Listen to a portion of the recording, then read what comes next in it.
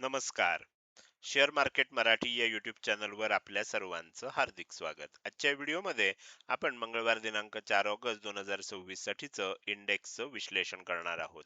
मात्र या विश्लेषणाला सुरुवात करण्यापूर्वी मला तुम्हाला शेअर मार्केट मराठीच्या ॲप विषयी थोडक्यात माहिती करून द्यायची आहे. शेअर मार्केट मराठीचं ॲप आता अँड्रॉइड आणि iOS अशा दोन्ही प्लॅटफॉर्मवर उपलब्ध आहे. हे ॲप तुम्ही तुमच्या मोबाईलमध्ये डाउनलोड करून इन्स्टॉल केलंय का? जर केलं नसेल तर आजच करायचं कारण असं आहे की शेअर मार्केट मराठीच्या सर्व सर्व्हिसेस आता ॲपच्या माध्यमातून उपलब्ध करून देण्यात आलेले आहेत. ह्या सर्व्हिसेसमध्ये शेअर मार्केट मराठीचे फ्री कोर्सेस, प्रीमियम ग्रुप आणि पेड कोर्सेसचा समावेश आहे. तुम्हाला जर हे ॲप डाउनलोड करून इन्स्टॉल करायचं असेल तर त्याची लिंक या व्हिडिओच्या डिस्क्रिप्शनमध्ये तसंच कमेंट सेक्शनमध्ये जी पहिलीच कमेंट आहे पिन कमेंट तिथे उपलब्ध करून दिलेली आहे. या दोनपैकी कोणत्याही एका ठिकाणी जाऊन दिलेल्या लिंकवर क्लिक करून तुम्ही हे ॲप डाउनलोड करून इन्स्टॉल करू शकता. हे झालं शेअर मार्केट मराठीच्या ॲप विषयी थोडक्यात माहिती. आता आपण आपल्या मूळ विषयाकडे परत येऊया आणि आज सोमवारी इंडेक्समध्ये कशा प्रकारे मूव्हमेंट झाली आणि उद्या मंगळवारी कशा प्रकारे होऊ शकते याचं विश्लेषण करण्यासाठी डायरेक्टली जाऊया चार्टवर. आणि इथे मी निफ्टी फिफ्टीचा 15 मिनिटाच्या टाइम फ्रेम मधला चार्ट ओपन केलेला आहे. हा चार्ट बघितल्या बघितल्या तुम्हाला एक वेगळंच दिसेल. आज ज्यांनी ज्यांनी मार्केटमध्ये ट्रेड केला असेल आणि शेवटपर्यंत मार्केटचं अनालिसिस केलं असेल, मार्केटमध्ये चार्ट बघत असतील, त्या सर्वांना एक आश्चर्याचा धक्का बसला असेल की शेवटच्या 15 मिनिटामध्ये, म्हणजे ही आता 15 मिनिटाची कॅन्डल घेतली आहे म्हणून शेवटच्या 15 मिनिटामध्ये, जर 5 मिनिटाची कॅन्डल घेतली असती तर शेवटच्या 5 मिनिटामध्ये, 1 मिनिटाची घेतली असती तर शेवटच्या 1 मिनिटामध्ये, ही एवढी मोठी कॅन्डल कशी काय तयार झाली? बरोबर. तर आजपासून मार्केटमध्ये एक नवीन प्रकारे मार्केट क्लोज करायचं असं ठरलेलं आहे आणि ते बरेच दिवसापासून चाललं होतं. त्याला क्लोजिंग ऑक्शन सेशन असं नाव दिलंय. यापूर्वी काय व्हायचं, शेवटच्या अर्ध्या तासाचं वेटेड ॲव्हरेज घेतलं जायचं आणि त्याच्या आधारे क्लोजिंगची किंमत ठरवली जायची. म्हणजे चार्टवर आपल्याला क्लोजिंगची किंमत एका ठिकाणी दिसतेय आणि प्रत्यक्षात क्लोजिंग दुसऱ्याच ठिकाणी झालं, असं आपल्याला बघायला मिळायचं. तर आता काय झालंय, ती सिस्टीम थोडीशी चेंज केली आहे आणि आता जगातल्या अनेक देशांमध्ये जी वापरली जाते ती सिस्टीम आपल्याकडे वापरायला आजपासून सुरुवात केली आहे. तर आज पहिलाच दिवस होता. पहिल्याच दिवशी काहीतरी आपल्याकडे जर झालं नाही तर त्याची चांगली सुरुवात झाली नाही असं आपल्याला वाटतं. तर त्या पद्धतीनं इथे बघू शकता की अचानक एक खूप मोठी आपल्याला कॅन्डल बनलेली इथे बघायला मिळाली. अर्थात ही सिस्टीम नक्की काय आहे हे मी पण समजून घेतोय. त्याच्यावरची अनेक आर्टिकल्स मी सुद्धा वाचली आहेत, अनेक व्हिडिओ बघितलेत. आता जसं अपस्टॉक्सला गेलात तर तुम्हाला त्याच्यावर त्यांनी एक पूर्ण हे दिलेलं आहे, what is closing option session a complete guide for retail investor. हे पूर्ण त्याच्यामध्ये त्यांनी समजून सांगितलेलं आहे की हे नक्की काय असणार आहे. बरोबर. तर ती कशा पद्धतीनं ते होतंय हे सगळं मी वाचलेलं आहे. बाय ऑर्डर्स, सेल ऑर्डर्स कशा टाकल्या जाणार, त्यानंतर ती किंमत कशी ठरवली जाणार, ऑप्शन सेशन कसं होणार. बरोबर. हे काय हे केलं गेलं, बरोबर. आत्ताची जी सिस्टीम होती आणि आता नवीन जी सिस्टीम आली याच्यामध्ये नक्की फरक काय आहे, खूप डिटेल मध्ये आणि त्याच्यावरचे फ्रिक्वेंटली आस्क क्वेश्चन, असं खूप डिटेल मध्ये त्यांनी ही आपल्याला एक लिटरेचर उपलब्ध करून दिलंय. असं सगळ्या ब्रोकरनी करून दिलेलं आहे. अनेकांनी युट्यूबवर व्हिडिओ केलेत, पण हे सगळं थेरॉटिकल नॉलेज झालं. प्रॅक्टिकली मी सुद्धा अजून समजून घ्यायचा प्रयत्न करतोय की हे नक्की कशा प्रकारे काम करतं, आपण ह्याच्यामध्ये काय करू शकतो. आज कळलेली आपल्याला गोष्ट सगळ्यांना एवढीच होती की 3:15 नंतर, म्हणजे 3:15 वाजता जसे वाजले तसं निफ्टीमध्ये आणि ज्या स्टॉकमध्ये एफएनओ अवेलेबल आहे किंवा एफएनओ ची सुविधा उपलब्ध आहे, त्या सर्व स्टॉकमध्ये आपल्याला ती किंमत स्थिर झाली. मग ती किंमत हलेना. एकदम 3:29 ती किंमत हलली आणि खूप मोठी निफ्टीमध्ये आणि बँक निफ्टीमध्ये मोठी कॅन्डल बनली. तर त्याचं कारण असं आहे की हे जे आपल्याला रेफरन्स प्राइस कॅल्क्युलेशन ट्रान्झिशनची सिस्टीम आहे, ती आपल्याला 3:15 वाजता ऍक्टिव्हेट होतीये. ऑर्डर एंट्री प्राइस वगैरे हे सगळं आहे. म्हणजे थोडक्यात सांगायचं झालं तर आपण इथे मी तुम्हाला सांगतो, आपण थोडंसं खाली जाऊया. हे जे टेबल आहे हे फार महत्वाचं आहे. याच्यामध्ये काय आहे, स्टॉक्स आणि एमटीएफ जे आहेत, मार्जिन ट्रेडिंग फॅसिलिटी वाले जे हे आहेत, तर त्यांच्यासाठी ज्यांच्यामध्ये एफएनओ इनेबल्ड स्टॉक आहेत, म्हणजे काही स्टॉक असे असतात की ज्याच्यामध्ये फ्युचर आणि ऑप्शन मध्ये सुद्धा ट्रेड करता येतो. काही स्टॉक असे असतात ज्यामध्ये फ्युचर आणि ऑप्शन मध्ये ट्रेडच करता येत नाही, ते फ्युचर आणि ऑप्शन सेगमेंट मध्ये स्टॉक नसतात. तर जे फ्युचर अँड ऑप्शन मध्ये इनेबल्ड आहेत त्यांच्यासाठी आत्ताची सिस्टीम काय होती, म्हणजे कालपर्यंत काय होतं, 9:15 ते 3:30 अशा प्रकारे मार्केट असायचं. आता काय असणार आहे, 9:15 ते 3:15 पर्यंतच असणार आहे. म्हणजे ज्या ज्या स्टॉक मध्ये आणि एमटीएफ मध्ये एफ-एन-ओ इनेबल्ड स्टॉक जे असतील, तर ते स्टॉक्स असतील किंवा एमटीएफ असेल, तर त्यामध्ये आता 9:15 ते 3:15 अशीच आपल्याला काय असणार आहे, हे इनेबल्ड असणार आहेत. नॉन एफ-एन-ओ जे आहेत, म्हणजे ज्यांच्यामध्ये फ्युचर आणि ऑप्शन नाहीये, त्यांचं नॉर्मलच राहणार, त्यांच्यामध्ये काहीही बदल झालेला नाहीये. 9:15 ते 3:30 असं त्यांची सिस्टीम जशी आहे पूर्वी तशीच आतापर्यंत चालू राहणार आहे इथून पुढे सुद्धा.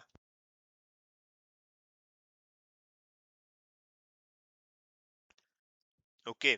त्यामुळे ह्याच्यामध्ये आपल्याला इंट्राडे मध्ये थोडा फरक झालाय. 9:15 ते 3:20 होतं पूर्वी, ते 9:15 ते 3:05 असणार आहे.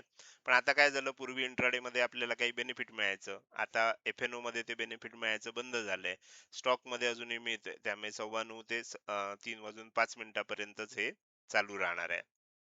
ओके. ॲटो स्क्वेअर ऑफ जे आहे ते टायमिंग आता चेंज झालंय बघा. एफ-एन-ओ इनेबल्ड स्टॉक साठी आपल्याला एकच मिनिट. येस. एफ-एन-ओ इनेबल स्टॉकसाठी 3:05 तुम्ही जर क्लोज केली नाही, तर जर इंट्राडेची पोझिशन असेल तर ऑटो स्क्वेअर ऑफ होणार. नॉन एफ-एन-ओ साठी नेहमीप्रमाणे 3:20 राहणार आहे. बरोबर. तर अशा पद्धतीने बदल झालेत. तर हे थोडंसं समजून घेऊन त्याचं प्रॅक्टिकल गोष्टी समजून घेऊन मी तुम्हाला 1-2 दिवसात पुढच्या व्हिडिओमध्ये या सर्व गोष्टी जास्त समजून सांगेन. तर आता आपण काय करूया, सध्या हे बंद करून टाकूया आणि निफ्टी पासून सुरुवात करूया.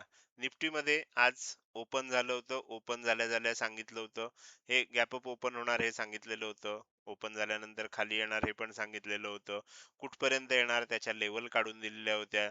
खाली 24,000 आपल्याला इथे 24,525 ही लेवल दिलेली होती. खाली 24,470 ही लेवल दिलेली होती. तर 24,470 ऍक्च्युली 24,470 ची लेवल थोडी खाली आहे. 24,470 ची लेवल इथे कुठेतरी असणार. ह्या रेंज पर्यंत किंमत खाली येऊ शकते म्हणून सांगितलं होतं.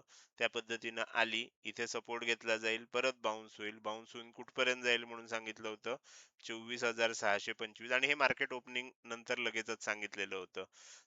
24,625 पर्यंत जाऊ शकते, 24,685 पर्यंत आणि 24,730 पर्यंत.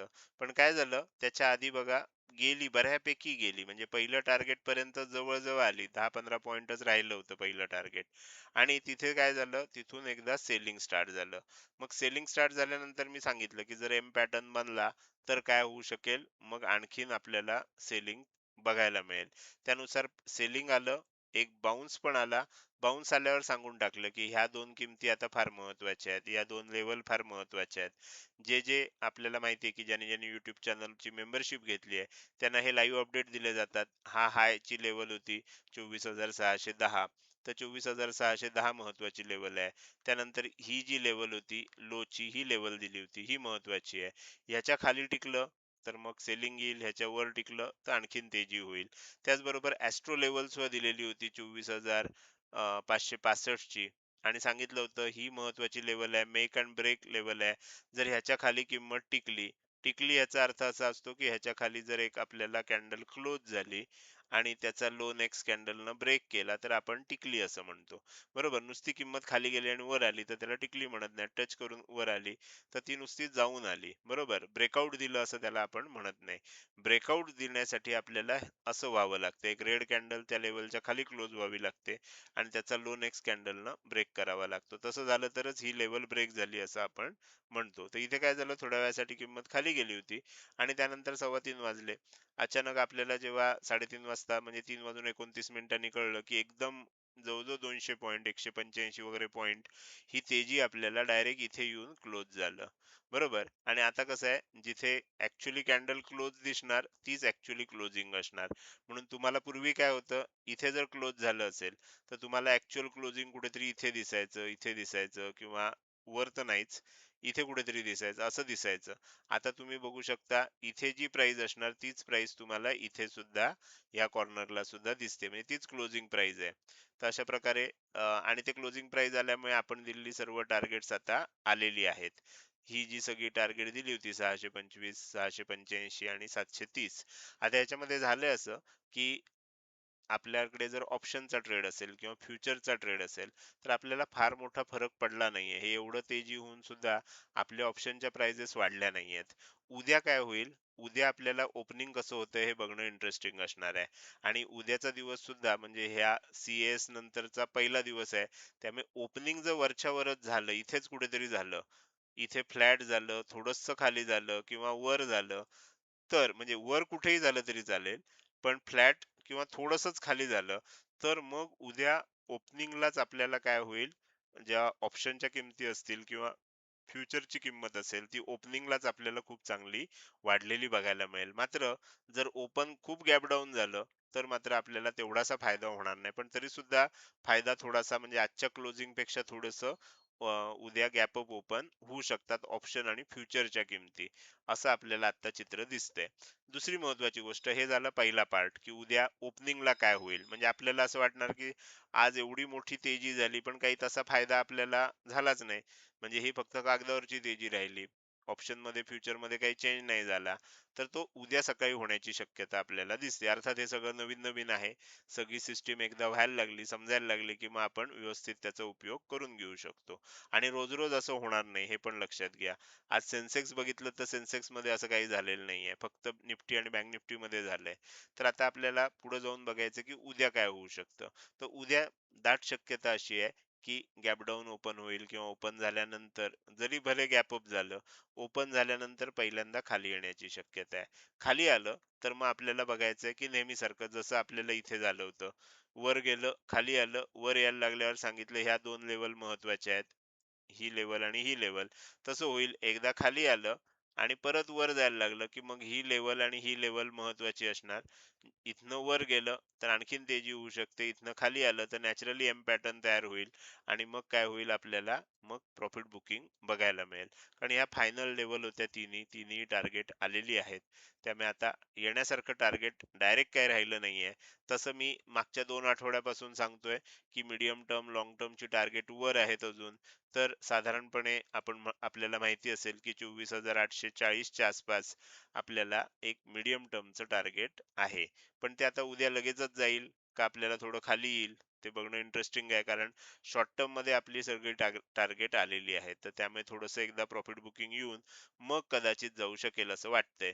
तर हे झालं निफ्टी फिफ्टी मध्ये आज काय झालं. उद्या काय होऊ शकतं, उद्या एम पॅटर्न जोपर्यंत बनणार नाही, समजा काय होईल, थोडंसं खाली येईल, परत वर जाताना हा हाय ब्रेक झाला, मग काय प्रॉब्लेमच नाही, हे खाली आलं याचं काही हे नाही. तसं तुम्ही बघू शकता, इथे पण खाली आलं होतं, इथे पण खाली आलं होतं, इथे पण खाली आलं होतं. तसं एखाद्या वेळेला खाली आलं तर काही फारसा फरक पडणार नाही. एम पॅटर्न म्हणून जर खाली जायला लागलं, तर मात्र त्याचा उद्या आपल्याला निश्चित फायदा करून घेता येईल. तर हे झालं निफ्टी फिफ्टी मध्ये आज काय झालं. आता पटकन बघूया बँक निफ्टी मध्ये काय झालं. बँक निफ्टी मध्ये अचानक भयानक हे वर झालं, नाहीतर काय होतं आपल्याला दिसत, इथे तेजी झाली आहे, खाली आलंय, वर चाललंय आणि खाली, म्हणजे इथे एम पॅटर्न तयार होत आलेला होता, बरोबर. पण हा एम पॅटर्न इथे सुद्धा होऊ शकला नाही. इथल्या सुद्धा लेवल दिलेल्या होत्या प्लॅटिनम ग्रुपच्या मेंबरना, पण तो काही झाला नाही, डायरेक्ट गॅप अप गेलं. गॅप अप गेल्यामुळे आणि हे आपल्याला माहितीच नव्हतं, त्यामुळे वरची टार्गेट देताच आली नव्हती. तर हे थोडंसं एखाद 2 दिवस अजून असंच थोडासा गोंधळ होणार आहे.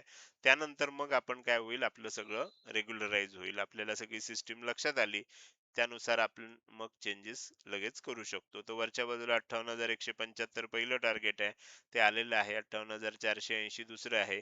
58,715 तिसरं आहे. कदाचित जर वर जायला लागलं तर इथे बँक निफ्टी मध्ये स्कोप आहे. त्यामुळे उद्या आपल्याला काय म्हणावं लागेल, जर मंदी व्हायला लागली तर निफ्टी बँक निफ्टीला घेऊन खाली आलं असं म्हणावं लागेल. तेजी व्हायला लागली तर बँक निफ्टी निफ्टीला घेऊन वर गेलं असं म्हणावं लागेल. कारण निफ्टी मध्ये आता वर जायला जास्त स्कोप नाहीये. बँक निफ्टीमध्ये आहे. तर त्यामुळे त्यानुसार आपल्याला आता उद्या काय होईल, इथं आलंय, इथेच कुठेतरी एम पॅटर्न बनेल किंवा वर गेलं तर इथे कुठेतरी बनेल, आणखीन वर गेलं तर इथे कुठेतरी बनेल, त्याच्यापेक्षा वर गेलं तर इथे कुठेतरी बनेल. असा एम पॅटर्न आता इथे बनू शकतोय आणि तो बनेल त्यानंतर एकदा प्रॉफिट बुकिंग आपल्याला बघायला मिळेल. तर हे झालं निफ्टी आणि बँक निफ्टी ह्या दोन इंडेक्समध्ये उद्यासाठीचं केलेलं विश्लेषण. पाहिजे असेल तर हा व्हिडिओ पॉज करून घ्या आणि त्या लेव्हल्स तुम्ही तुमच्या चार्टवर काढून घ्या. पुढे जाऊन आपल्याला सेन्सेक्सचं विश्लेषण करायचंय. सेन्सेक्स थोडंसं आपल्याला वेगळं आहे. आज तिन्ही इंडेक्स वेगवेगळ्या पद्धतीनं बिहेव झालेत. त्यामुळे तिन्ही इंडेक्सचं विश्लेषण वेगळं असणार आहे. निफ्टी बँक निफ्टी प्रमाणे नाहीये. त्यामुळे सेन्सेक्सचं जे विश्लेषण असणार आहे ते थोडं इंटरेस्टिंग असणार आहे. ते आपण बघणारच आहोत. मात्र त्यापूर्वी मला थोडक्यात तुम्हाला आपल्या YouTube चॅनलच्या मेंबरशिप विषयी माहिती द्यायची आहे. तुम्ही काय करू शकता, YouTubeचं ॲप ओपन केलं आणि त्यानंतर शेअर मार्केट मराठी आपला YouTube चॅनल ओपन केलात, की ह्या YouTube चॅनलमध्ये तुम्हाला सबस्क्राईब बटनच्या शेजारी जॉइन बटन बघायला मिळेल. या जॉइन बटनला क्लिक करून तुम्ही आपल्या YouTube चॅनलची मेंबरशिपच घेऊ शकत नाही. तर जॉइन बटनला क्लिक करून तुम्ही आपल्या YouTube चॅनलच्या मेंबरशिप विषयीची माहिती वाचू पण शकता. तिथे सर्वच्या सर्व 4 ऑप्शन जे आहेत ते उपलब्ध करून दिलेले आहेत. ब्रॉन्झ, सिल्वर, गोल्ड आणि प्लॅटिनम. तुम्हाला सर्वांना आता माहिती झालंच असेल, की पुढच्या आठवड्यापासून चालू आठवड्यातच काय होणार आहे, आपल्याला ह्या ज्या किमती आहेत, ह्या किमती आपल्याला उपलब्ध असतील. पुढच्या आठवड्यापासून ह्या किमती लागू होणार आहेत. त्यामुळे ज्यांना कुणाला मेंबरशिप घ्यायची असेल, 1 महिना ट्राय करून बघायचं असेल किंवा कंटिन्यूअस घेऊन ठेवायची असेल, त्या सर्वांसाठी महत्त्वाची सूचना अशी आहे, की ₹199 मध्ये गोल्ड मेंबरशिप आहे. अतिशय चांगल्या पद्धतीनं अनेक जणांनी घेतलेली आहे. तर तुम्हाला जर घ्यायची असेल तर ₹199 हीच गोल्ड मेंबरशिप तुम्ही घेऊ शकता. आणि पुढच्या आठवड्यापासून मात्र ₹479 होणार आहे. तुम्ही जर आत्ताच ह्या आठवड्यात घेतलीत आणि ती जर हे करत राहिलात म्हणजे वेळच्या वेळी जर ती सबस्क्रिप्शन रिन्यूअल होत राहिलं तर ₹199 रेट तुम्हाला राहील. ऑटो रिन्यूअल ऑन ठेवा तर तुम्हाला तो रेट राहील. जर एखादा दिवस तुमचं सबस्क्रिप्शन संपलं आणि परत मॅन्युअली जर तुम्ही केलं तर मात्र तुम्हाला गोल्ड मेंबरशिपसाठी पुढच्या आठवड्यापासून ₹479 भरायला लागतील. तर त्यामुळे ही गोष्ट लक्षात ठेवा. ऑटो रिन्यूअल ऑन असणारीच सबस्क्रिप्शन घ्या. म्हणजे तुम्हाला 199 मध्येच इथून पुढे सुद्धा जोपर्यंत तुम्ही कॅन्सल करणार नाही, ती मेंबरशिप तुम्हाला मिळत राहील. तर हे झालं YouTube चॅनल मेंबरशिप विषयी. आता ह्याच्यापेक्षा जास्त जर तुमच्या काही शंका असतील, तर मी इथे माझा WhatsAppचा नंबर देतोय. या नंबरवर केवळ आणि केवळ WhatsApp मेसेजद्वारे संपर्क करा. फोन कॉल करण्याचा प्रयत्न करू नका, कारण ह्या नंबरवरचे फोन स्वीकारले जात नाहीत. त्यामुळे फक्त आणि फक्त WhatsApp मेसेज करा. तुमच्या सर्व प्रश्नांना तिथे उत्तरं दिली जातील. हे झालं YouTube चॅनल मेंबरशिप विषयी थोडक्यात माहिती. आता आपण आपल्या मूळ विषयाकडे परत येऊया आणि राहिलेला आपला जो इंडेक्स आहे सेन्सेक्स त्याचं विश्लेषण करायला सुरुवात करूया. सेन्सेक्समध्ये थोडंसं वेगळ्या प्रकारे आपल्याला मूव्हमेंट बघायला मिळाली. निफ्टीमध्ये वेगळी आहे, बँक निफ्टीमध्ये वेगळी आहे आणि सेन्सेक्समध्ये वेगळी आहे. आज इथे काय झालं, इथे गॅप अप ओपन झालं. बाकीच्या दोन्ही इंडेक्स प्रमाणे थोडंसं वर जायचा प्रयत्न झाला. सेलिंग आलं. सेलिंग आल्यानंतर बाउन्स आला, पण अगदी हळू हळू आला. वर गेला, परत खाली आलं, परत वर गेला आणि परत खाली येतोय. म्हणजे इथे तुम्हाला काय लक्षात येतंय, की इथे सुद्धा एम पॅटर्न तयार होताना दिसतोय. पण इथे आपल्याला लक्षात काय ठेवायचं आहे, की इथे खाली येताना किंमत 78,500 पर्यंत खाली येऊ शकते. कारण तुम्ही बघितलं तर बऱ्यापैकी एम पॅटर्न इथे तयार झालेलाच आहे. बरोबर? तर त्यामुळे खाली येताना किंमत 78,500 पर्यंत येऊ शकते आणि जर ह्याच्याही खाली टिकलं तर मग 78,395 पर्यंत येऊ शकते. तुम्ही जर बघितलं तर तुमच्या लक्षात येईल, की साधारणपणे हे मधोमध आहे. जी काही गॅप तयार झाली आहे, थोडासा वरचा भाग जवळ आहे, त्यामुळे हे मधोमध म्हणता येणार नाही. तर अशा प्रकारे इथपर्यंत किंमत येऊ शकते. जर ही लेवल तुटली 78,395 ची, तर मग आणखीन मोठं सेलिंग होऊ शकतं. हा जो झोन आहे हा सपोर्ट झोन आहे. किंमत काय करू शकते, एक तर सपोर्ट झोन पर्यंत येऊन बाउन्स करू शकते किंवा सपोर्ट झोनच्या वरूनच बाउन्स करू शकते. म्हणजे सपोर्ट झोनला टच न करता, कारण खाली सपोर्ट झोन आहे. तर त्यामुळे सपोर्ट झोनला टच न करता वरच्या वर सुद्धा जाऊ शकते, किंवा खाली आली तर ह्या झोनला टच करून 78,500 ला किंवा त्याच्या थोडंसं खाली येऊन मग वर जाऊ शकते. अशा प्रकारे आपल्याला सेन्सेक्स मध्ये उद्या मुवमेंट होताना बघायला मिळू शकते. सेन्सेक्स मध्ये तुम्हाला असं काही मोठी ड्रॅमॅटिकल कॅन्डल किंवा ज्याला CS कॅन्डल आता म्हटलं जातंय, बरोबर, तशी काही बघायला मिळाली नाही. मात्र निफ्टी आणि बँक निफ्टी मध्ये ती बघायला मिळाली. आता हे झालं उद्यासाठीचं आज केलेलं विश्लेषण. आता आपण या व्हिडिओच्या शेवटी आलोय. जाता जाता मला तुम्हाला विचारायचं आहे की आजचा हा व्हिडिओ तुम्हाला कसा वाटला. जर हा व्हिडिओ तुम्हाला आवडला असेल तर नक्कीच तुम्ही या व्हिडिओला एक लाईक करू शकता. कसा वाटला हे कमेंट सेक्शन मध्ये टाईप करून सांगायला अजिबात विसरू नका. लक्षात ठेवा, तुमची एक लाईक आणि एक चांगली कमेंट हीच माझ्यासाठी प्रेरणा असते, ज्याच्या सहाय्यानं रोजच्या रोज हे विश्लेषणाचे व्हिडिओ मी बनवत असतो. त्यामुळे व्हिडिओ बघायला सुरुवात केल्या केल्या व्हिडिओला लगेच लाईक करा, आणि व्हिडिओ बघून झाल्यानंतर तो कसा वाटला, काही प्रश्न असतील, शंका असेल, किंवा तुम्हाला मला काही सांगायचं असेल तर कमेंट सेक्शन मध्ये टाईप करून तुम्ही अवश्य सांगू शकता. त्याचसोबत आजचा व्हिडिओ तुम्ही अजूनपर्यंत बघताय आणि अजूनही जर तुम्ही शेअर मार्केट मराठी आपल्या युट्यूब चॅनलला सबस्क्राईब केलं नसेल तर कृपया सबस्क्राईब करा आणि शेजारी असणाऱ्या बेल आयकॉनला क्लिक करून ऑल असं नोटिफिकेशन निवडा, म्हणजे इथून पुढे रोजच्या रोज येणारे हे माझे विश्लेषणाचे व्हिडिओ मी अपलोड केल्या केल्या तुम्हाला विनाविलंब बघता येतील. आजच्या व्हिडिओमध्ये मी इथेच आपली रजा घेतोय. धन्यवाद.